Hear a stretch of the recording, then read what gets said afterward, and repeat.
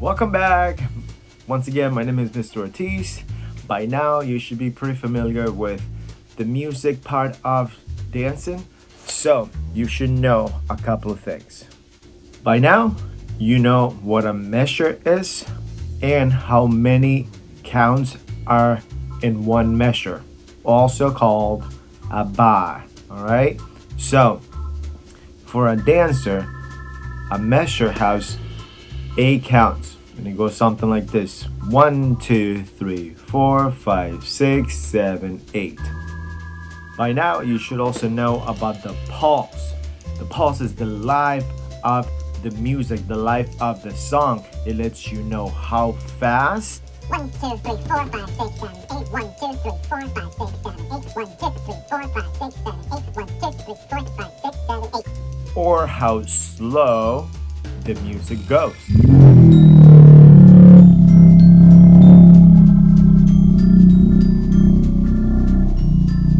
And last but not least, the downbeat.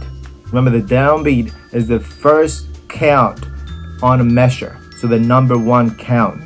1, 2, 3, 4, 5, 6, 7, 8. 1, 2, 3, 4, 5, 6, 7, 8. The number one count tells you when to start dancing. It tells you when to start counting. It tells you when the measure or the bar starts. Now, these are important things to know, but I don't want you to get all wrapped up in everything that you have to think about when you're dancing, all right? Things will come along. It's all just a matter of practice, okay? So don't get all stressed out about it. Now that we know this, let's get right into the steps of salsa. Okay, so these are the steps according to the counts. The number represents the beat of the music. The gray footprint represents the foot where your weight should be on the corresponding beat of the music. So basically, if you see a gray foot, just step and put your weight right on it. I attached a graphic on Google Classroom that you can refer to when starting to learn the counts and the steps and doing them both together, okay? But other than that, let's get right to dancing. Okay, so the first thing that you're gonna do is stand up, right? Feet together.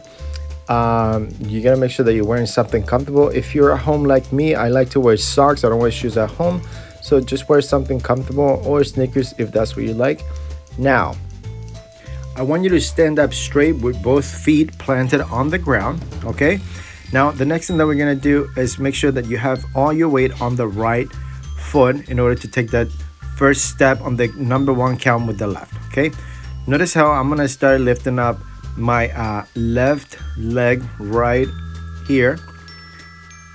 And immediately after that, I'm going to put my left foot in front, right? And I'm gonna shift my entire weight onto the left foot, okay? So that is the number one count. You're gonna see that I'm gonna be able to lift my right heel off the ground because all of my weight is on the left foot right there, okay? That's the number one count with the left foot in front, okay? In order to go into the second step, now I'm going to rock back and put my weight onto the right foot. That's the number two count. So I can lift up my left and bring them back together. That's the third count, right? So I just did 1, 2, 3. The 4 is a pause. You don't do anything with your feet with the number 4 count, okay? And then moving right into the fifth count, lifting up your right leg off the ground. And you're gonna rock backwards, bringing your right foot back and shifting your weight onto that right foot. So all your weight should be on that right foot. And then notice that I'm able to pick up from the ground my left foot, right? And balance it because all of the weight is on the right foot. Then I'm gonna go ahead and place that left foot back on the ground, which means that that is the number 6 count, right? So right in place, 6, and then I'm gonna pick up my right foot again, bring them together, and that's the number 7 count. Pause on 8. Okay, so let's do it all together and maybe a little bit faster.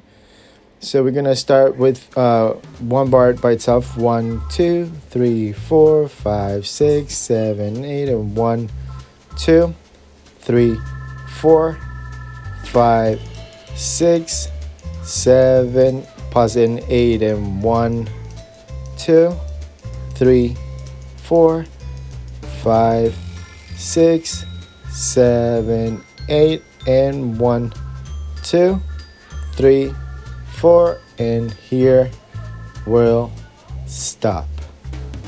Okay, let's do it with some music.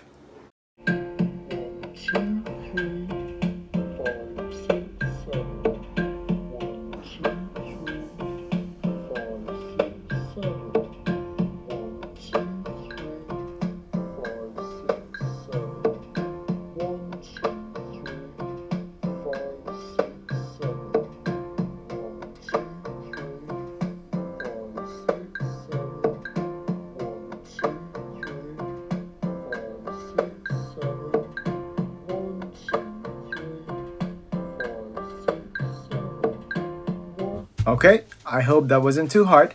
The last thing that I wanted to mention was make sure that when you're doing these steps, that you're stepping every time with the ball of your feet, meaning like that part right under your toes, right?